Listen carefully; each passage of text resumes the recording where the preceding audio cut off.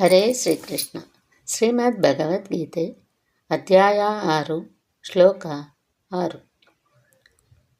ಬಂಧುರಾತ್ಮಾತ್ಮನಸ್ತಸ್ಯ ಯೇನಾತ್ಮೈವಾತ್ಮನಾ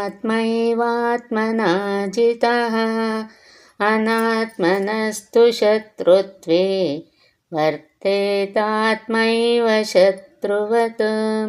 ಈ ಶ್ಲೋಕದ ಭಾವಾರ್ಥ: ಮಾನವ ಜನ್ಮದ ಧ್ಯೇಯವನ್ನು ನಿರ್ವಹಿಸುವ ಕಾರ್ಯದಲ್ಲಿ ಮನಸ್ಸನ್ನು ಸ್ನೇಹಿತನನ್ನಾಗಿ ಮಾಡಲು ಅದನ್ನು ನಿಯಂತ್ರಿಸುವುದೇ ಅಷ್ಟಾಂಗಯೋಗದ ಆಚರಣೆಯ ಉದ್ದೇಶ. ಮನಸ್ಸನ್ನು ನಿಯಂತ್ರಿಸದಿದ್ದರೆ ಯೋಗಾಭ್ಯಾಸ ಮಾಡುವುದು ವ್ಯರ್ಥ ಕಾಲಕ್ಷೇಪ. ತನ್ನ ಮನಸ್ಸನ್ನು ನಿಯಂತ್ರಿಸಲಾರದವನು ಸದಾ ಅತ್ಯಂತ ದೊಡ್ಡ ಶತ್ರುವಿನೊಡನೆಯೇ ಬಾಳುತ್ತಾನೆ.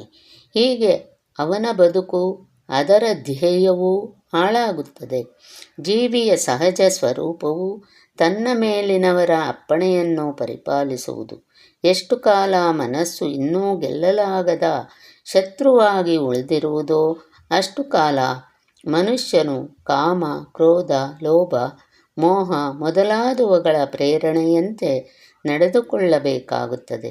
ಆದರೆ ಮನಸ್ಸನ್ನು ಗೆದ್ದಾಗ ಎಲ್ಲರ ಹೃದಯಗಳಲ್ಲಿ ಪರಮಾತ್ಮನಾಗಿ ನೆಲೆಸಿರುವ ದೇವೋತ್ತಮ ಪರಮಪುರುಷನ ಅನುಜ್ಞೆಯಂತೆ ನಡೆಯಲು ಮನುಷ್ಯನು ತಾನಾಗಿ ಒಪ್ಪಿಕೊಳ್ಳುತ್ತಾನೆ.